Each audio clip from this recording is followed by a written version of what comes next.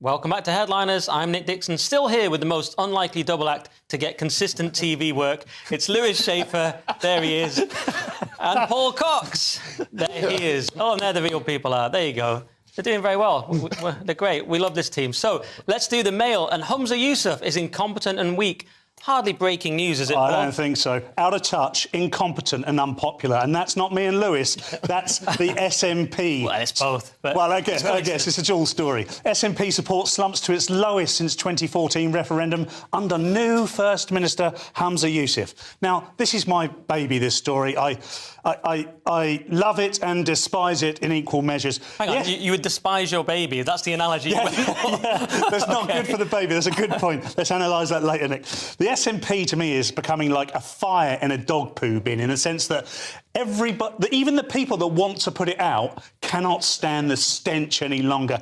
That literally, it's become rotten, they're flailing in the wind, it's lost all integrity. The people of Scotland deserve a damn sight better than this. And this is only going to get worse. I mean, there's talk all week of Nicola Sturgeon getting arrested, and I can't sleep. I can't wait for her to get arrested. They're not going to do anything. They're just going to speak to her. But at some point, the only way that Humza Yousaf can save either himself or the remnants of the SNP is probably to let Nicola Sturgeon walk. Couple of things. I love that you think it had integrity at one point, that it's lost. The other thing I love about the story, apart from everything, is the nickname, Humza Useless. It's such a Trumpian nickname. Yeah. This guy, Humza Useless, and it's just like, it just destroys him. And he is terrible, isn't he? I mean, what's happening, Lewis? The SNP have imploded. Was it the financial thing? Was it the trans thing? Was it just like their moment? They had a wave, and that was it. What do you think? I think it's because they've had, like, one hit song.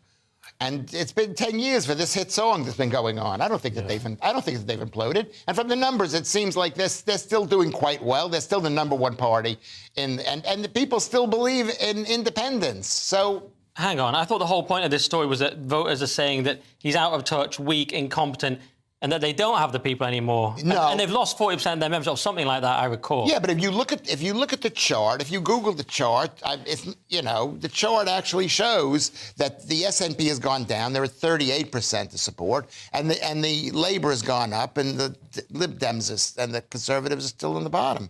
My only concern is that, actually, if they did get... Well, you think they're still winning. If they did get wiped out, is that Labour would just win. What do you think, Paul? Well, that is very true. And, you know, if you take some of the things that Lewis said, some of them do make sense. And he's right that the SNP still have a stronghold over the Scottish voting constituents, and they will still do relatively well, but this is undermining. It will all go to Labour. It's not going to the Tories. The Lib Dem are about as existent in Scotland as they are in England and Wales and Northern Ireland. But it's losing its integrity, and I do believe it's imploding. The reason I use the word imploding is because Sturgeon was like an empress. She was somebody who was untouchable. She said something and people believed it. This is what used to drive me mad for years, because you could see straight through it if you didn't buy into all the nonsense. And now it's being seen. There is the stench. Yeah, well, I'm amazed they didn't go with Kate Forbes, but of course she seemed quite competent and nice and Christian, so if she was evil.